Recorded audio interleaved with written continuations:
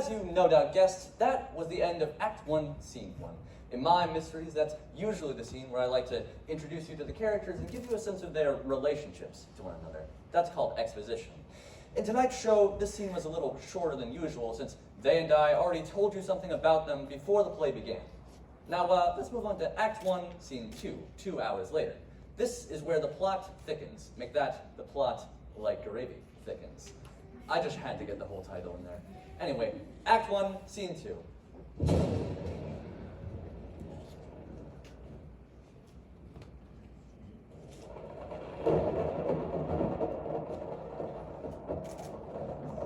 Edward, darling, what you doing here all by your lonesome? Everyone's in the parlor playing games till you're ready to make your announcement. Or at least they're going through the motions. No one's really interested in Monopoly or Clue. Well, I know a better game. How about you and I slip off and play one of our own in private? Nuh-uh. We can't do that. Not here, sugar. You know that. I don't like being told no, Peggy Sue. You know that. Now, don't lose your temper, sweet pea. For all I know, I might be the one you're trying to fire or whatever. You? Have you been up to no good, Peggy Sue? Of course not. You know I wouldn't do anything to hurt you. But somebody could have told you I had been. Allegra, for instance, she hates me. Oh, I just hate it when somebody hates me. Well, Allegra has never said a word against you. Well, if she hasn't, it's because she's afraid to. She knows that if you made her choose between us, you'd toss her aside like a used Kleenex. You think so? Well, I know so. You made her sign a prenuptial agreement, just like the one Justine had to. Of course. I'm smart enough to not let some fortune hunter take me for millions.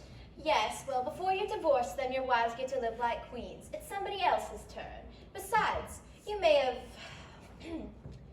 found a woman you want to spend the rest of your life with. Who knows? You know, after tonight, there could be quite a few changes around here, Peggy Sue. Fine. Well, if you'll excuse me, I need to go up into one of the upstairs bathrooms and freshen up. Now, don't you go revealing your big surprise till I get back. And I don't suppose you could be planning, you give me a hint on who it is to plan your reprimand, would you? You know I can't do that, Peggy Sue. Even if I pout? Even if you pout. Well then, I won't waste the pucker. They have big little lines around your mouth anyway. I'll be back in 2 shakes of a lamb's tail.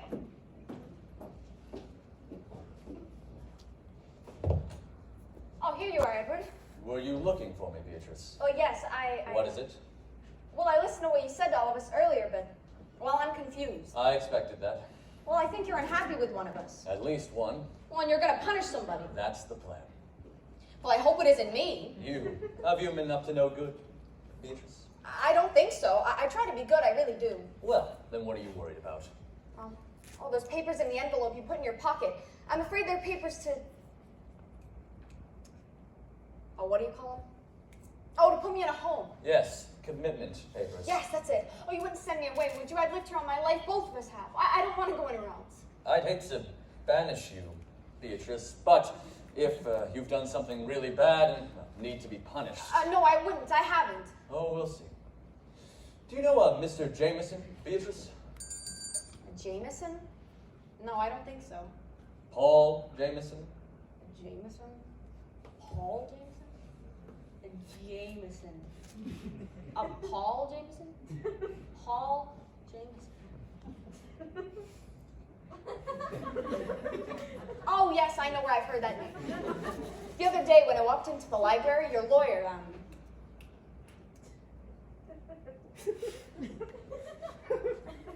Oh, Mr. Tate was on the phone. When I walked in, he said, "I'll get back to you, Jameson." That's very interesting and long-winded. You wish to see us, sir? Yes, Hollister. My sister is tired. I thought you might have Ina brew her a cup of tea to refresh her. Of course. Would you come with me, Miss Beatrice? With you? I suppose so. Where are we going, Hollister? To the kitchen. We're going to have some tea. Oh, a tea party? If you'd like. Oh, I would. That's a lovely perfume. Is it new? Oh, yes, it's called Primrose. Come on, it won't take but a minute. All right, if you insist. Damn, the embers have gone out. What is so important you pulled me away from the table? I own Boardwalk, Park Place. If someone lands on my property while I'm in here, I'll lose a fortune in Oh, rent. shut up. That's just a stupid game. One that you are losing. Oh, I hope you do a better job at managing Edward's financial affairs than you do at Monopoly. Rude. So, what did you want to see me about? Those papers Edward had you bring him tonight. What are they? Good grief, Roy. You know I can't answer such a question. How long do you think Edward would retain me as his lawyer if I went around reviewing privileged information? It's just, look, you heard what Edward said about there being a traitor among the group tonight. The thing is, recently I've transferred quite a large amount of funds, a sizable amount, into a bank account in my name. Why would you do that? Well, a television station Edward has wanted to acquire for a long time is going on the market. If the original owners knew he was going to make an offer, they'd double their asking price. So, I plan to make them an offer in my name, Roy, and then revert the property to Worthington Enterprises. Bingo! I see. Yes, now that I've explained it, but if Edward notices the money transfer and doesn't know why I did it... Say no more. You want some free advice? Hang on to that get-out-of-jail-free card you drew. Oh, shut up! This is no joking matter. You're right. So why tell me this? Just tell Edward. Well, if I'm not the one he suspects of betraying him, then there's no reason to tell him. He's never had any interest of how I handle his financial affairs until now. And why bring it to his attention if you don't have to, right? Well, yes, so if you'll just tell me if those papers relate to me, Roy. I don't know. What? I have no idea what's in the envelope. Edward instructed me to go by his office, look in his desk drawer on my way here, and bring it to him as soon as I arrived. Oh, I assumed you knew. As did everybody else. I expect Edward could have brought it home himself, but I guess he wanted to make a point of having me hand it to him.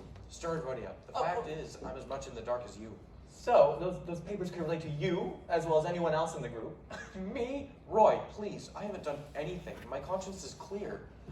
Is it? Is it really? Oh, Roy! Oh, there you are, sweetie. The game's over. Justine won. I would have, but I hid my money and forgot where I put it. Oh, I must have deposited it in my bra. Now I'm flat busted.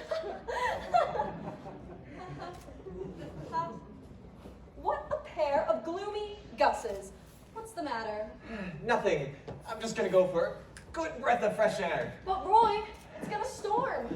Oh, I wish he wouldn't go outside while it's lightning. He might get struck dead as a doornail. I guess he figures the wrath of Mother Nature is nothing compared to Edward's. Huh? Never mind. Lawrence, we ruled for you and Roy. I took all of your money. You went bankrupt. So I heard. I believe this belongs to me too. The way I see it, get it while you can. Edward taught me that. Don't, Mom. Don't worry, dear. I'll hold my temper, at least until your father makes his little announcement. After that, though, anything goes. Oh, I wish he'd just get it over with. I hate suspense. I love murder mysteries, but I always read the last chapter first to find out who did it. Well, if you feel a rumble, it's Agatha Christie spinning in her grave. Calm down, Aggie. Oh, murders make me awful nervous. And when I get nervous, I break out in hives. Oh, it's just awful. Oh, I'd imagine so. It's a good thing calamine lotion's so cheap. So, Lawrence, how about telling us what's in the envelope Edward's carrying so near to where his heart would be if you have one? I'll make it worth your while. Roy was wondering the exact same thing just moments ago. As I told him, I don't know. You don't? I thought it might be... You know what? Never mind. Why should you be concerned, Deborah? Well, Father arranged for the college to send him a copy of my grades each semester. Not that he cares about me, he's more interested in how his money's being spent. I've had some problems lately, and, well, I haven't done so hot in most of my classes. And you're worried he might cut off your tuition? Yes. If he tries that, I'll cut off his head. Oh my goodness. We won't know what Edward's planning until he decides to tell us. Eddie, honey, I'm back. Fresh as a daisy. Oh, I thought Edward was in here. Have y'all seen him? Not lately, which is how I like it. He's been lying low after his announcement. Not low enough. If you ask me, I prefer 6 feet under. She doesn't mean that. Yes, I do. Oh, the French door's open. I wonder if he's gone outside. Oh no, Roy did. I better go find him before it starts to rain and he gets all soaked.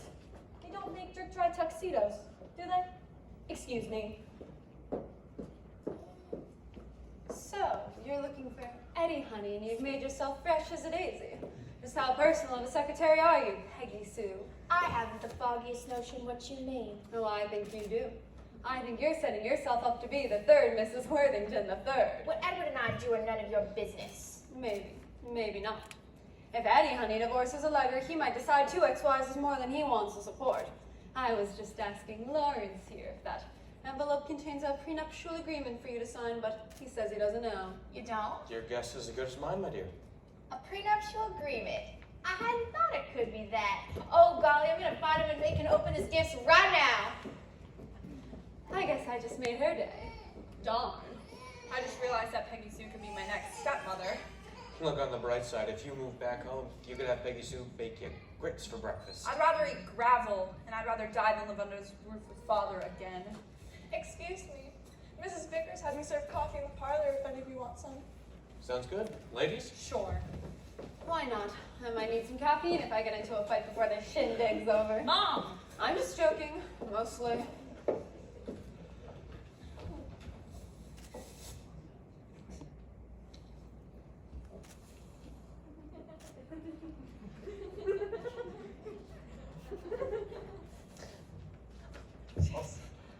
I was wondering when I'd catch you alone. Mr. Blackwell. It's Tony.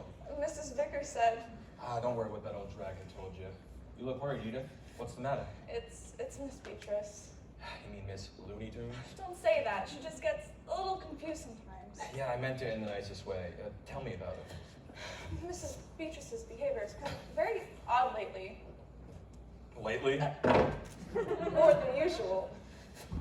She started taking things from around the house. Yeah, what kind of things? Mostly little decorative items like, a crystal ashtray or a Fabergé egg. Fabergé. We're not talking cheap trinkets here. I know. Some of the items are very valuable. Well, what's she doing with them? Just selling them or something? Oh, no. She just hides them and take out and look at later, except she tends to forget where she puts them. We, the servants, always find them stuck away in the strangest places. We put them back where they belong. Well, then, no harm done then, right? What's the matter? We're worried Mr. Worthington might have noticed that some very expensive items have been gone missing and might think that one of the staff is stealing them. Those papers he has a lawyer bring in tonight, they could be our dismissal papers. Mine, Ines, Hollister's, and Mrs. Vickers. And so, if they are, you can just tell them you're all innocent. That his sister's the one with the sticky fingers. No, he'd have her put away. Don't you see? We all care for Miss Beatrice a great deal. If we weren't here to protect her. Yeah, she would have been sent to a funny farm long ago. Listen, Edith, please don't cry. I hate to see women cry. It makes me want to take her in my arms like this and wipe away the tears. Oh, Tony. Shh. You mustn't. I mustn't. I know, but what Edward doesn't know won't hurt him. And just trust me, my sweet. I can't. I'd be dismissed. Just trust me, my sweet. Oh, Tony. Shh. Please. Shh. Eat it. Oh. That bunch in there slurping up coffee like camels at a watering hole. We'll need another pot. Tell Ida. Yes, ma'am. If you have an urge for something sweet, Mr. Blackwell, we'll be serving birthday cake shortly. I beg your pardon. You know exactly what I mean. Edith is a nice girl, and I intend to see she stays that way. Is that a threat? Take it any way you like. If I see you near Edith again, I'll tell Mr. Worthington what you're up to. You know as well as I how he feels about you, and it won't take much to have him throw you out on your ear. Oh, why you? Save your breath, you two-bit gigolo. Edith is off limits. You've been warned.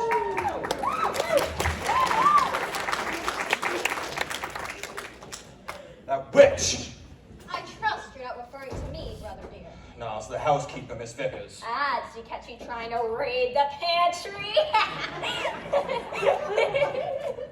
I was just talking with the maid. Well, Miss Vickers is very protective towards Edith. Yes, so I found out. Forget about the girl, we've got bigger worries. Such as? That document evidence Edward's carrying around. Yeah, what about it? Could be an eviction notice. What do you mean? Well, it could be divorce papers. I mean, if I'm thrown out in the cold, you would be too, Tony. We'd be penniless. Divorce. Are things really that bad between you? Edward's grown tired of me, and I suspect he's already picked my replacement. At first, I thought it was just some mild flirtation between him and that Dixie cream doll, Peggy Sue, but now I'm not so sure. Peggy Sue, well, she's a knockout, but you're more glamorous than she is, more sophisticated. But I'm 20 years older than she is. That hominy-fed hussy has one thing I don't. Youth. That's the one thing Edward's money can't buy. Yeah, Edward's money. Should be your money, too. If he hadn't made you sign that agreement. But he did. Unfortunately, the only way for his money to become mine is if you're to drop dead before he divorced me. Yeah, ain't no chance of that. Edward's as healthy as a horse. Well, you know, even horses have accidents. Allegra? What are you suggesting? Nothing, Tony. Nothing at all. Mrs. Worthington, Mr. Blackwell. Oh, yes, Hollister, what is it? Ina's bringing in the birthday cake. We thought we'd gather everyone in here where Mr. Worthington can cut it and open his gifts. Very good, Hollister. Where's Edward? I don't know, madam. I haven't seen him since dinner. Yeah, neither have we. Well, Tony, would you tell everyone to come in here, please? All right. And Hollister, get everything prepared up. We'll be right back. As you wish, madam. Yeah, and make sure you keep a dish rag out. By the end of the night, somebody's gonna be crying their eyes out. I'll keep that in mind, sir. If there's any justice, it will be you.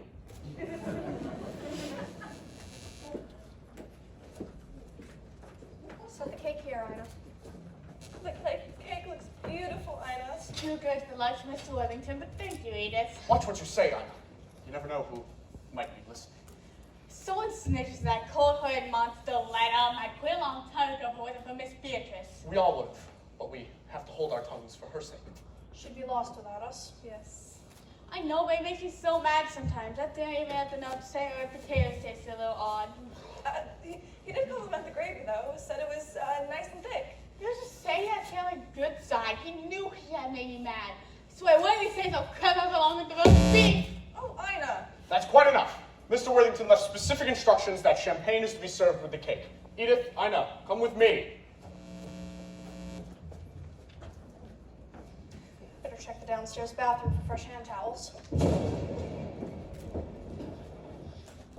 Well, well. It seems my little envelope has caused quite a stir, as I expected it would. It seems everyone under this roof has quite a lot to answer for, and before the night is over, they will. Oh, Roy, I told you the rain wouldn't last up for too much longer. Oh, Edward. Roy stepped out for some fresh air and I had to find him. And you did. Well, miracles never cease. Oh, you're teasing. It wasn't easy, though. You have such a large estate. Yes, which fortunately I can afford. Can't I, Roy? By which I mean my investments are sound, aren't they? Of course, Edwin. Why do you ask? Well, it's been quite a while since I've went over the books with you. I think it's time you and I look them over, say, next week. Of course, I'll make an appointment. Let's say Friday, 7 o'clock. 7 o'clock, yeah. Monday, 9 o'clock, sharp. Okay, we can do that. Whenever you wish, Edward. Very good.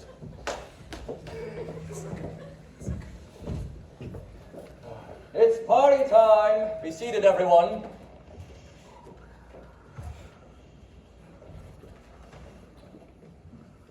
Oh, Edward, darling, here's where you are. I've been looking for you everywhere. It's like you disappeared right into thin air. Oh, I've been here and there, Peggy Sue. Please, have a seat. Thank you. Place them on the table with the cake. Oh, and please remain with us. I wouldn't dream of leaving you servants out of the festivities. Yes. Ah, and last to arrive, but not least, my loving wife, Allegra. Come in, Allegra. Sit. Now, the moment you've all been anxiously awaiting has arrived, but what should I do first? Should I cut the cake or open the gifts? The gifts. Cake. I mean the gifts. The gifts? Are you sure? But the cake looks so delicious. You've really outdone yourself, Ina. Glad you like it. I don't know if I can resist it until later. And Ina did work so hard making it my honor. I had to work so hard on it. What kind of cake is it, Ina? Devil's food? Oh, I'm frightened. I suspect you're not the only one. Enough, Edward. You no one cares about the cake or the gifts or the stupid champagne. Just tell us what's in the envelope already. Oh, so you prefer cutting to the chase over cutting the cake. Is that it, my dear? Well, since you're so consumed with curiosity to know, I'll get on with it. What a simple piece of paper, isn't it? But what a commotion it has caused. Of course it has, Edward. You're holding someone's fate in your hands. More than one person's, probably. How right you are, daughter, how right you are. Would you just tell us who's Edward? We're all dying to know what's in the envelope. Get on with it. Please? If you insist. In fact, I'll let you do the honors, my dear. Open it.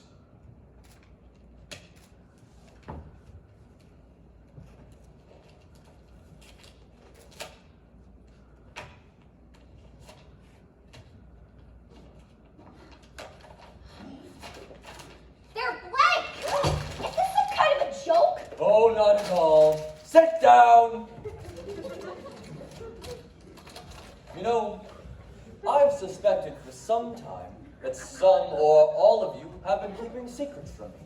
Perhaps even plotting and scheming to do me harm. The amount of hostility I feel in this room is so thick you could cut it with that knife. So, I decided it was time to let everything out in the open. And I have. How did I accomplish this? Well, with a little party game I devised. Let's call it the envelope game. By making you think that there were papers inside that could reveal your deceitful nature, you projected your worst fears onto the envelope and discussed them amongst yourselves.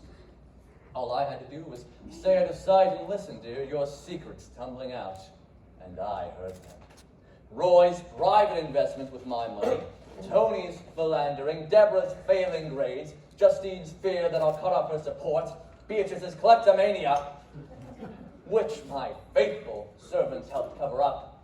I even learned, inadvertently, thanks to a comment Beatrice made, the main secret I set out to discover, namely, the identity of one among you who has been quietly selling information to a Paul Jameson.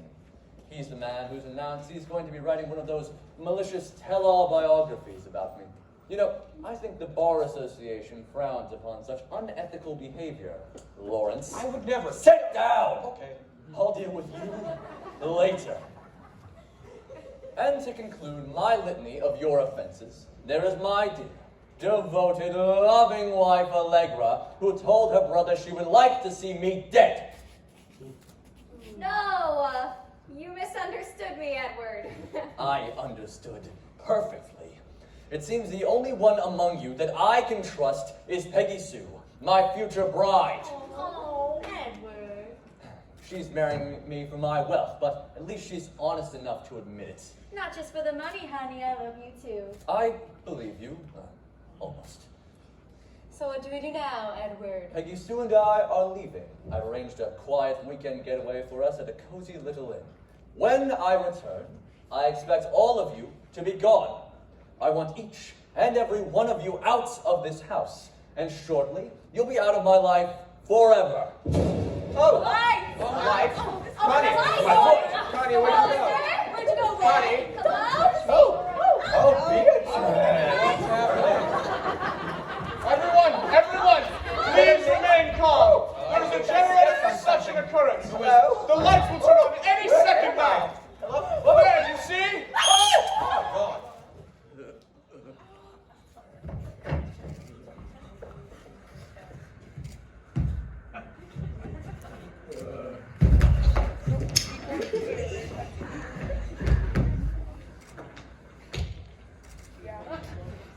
He's dead. Oh. Please. Wasn't that exciting? Cairo corn syrup and red food coloring. I'll be having a sugar high like you wouldn't believe. Anyway, there we go. As you no doubt guessed, that was the end of Act 1. You might have noticed I did delay the rain a little bit there. You're welcome. Anyway, now it's time for intermission, so feel free to stretch your legs and do whatever you need to do down the hall. See you in 15 minutes.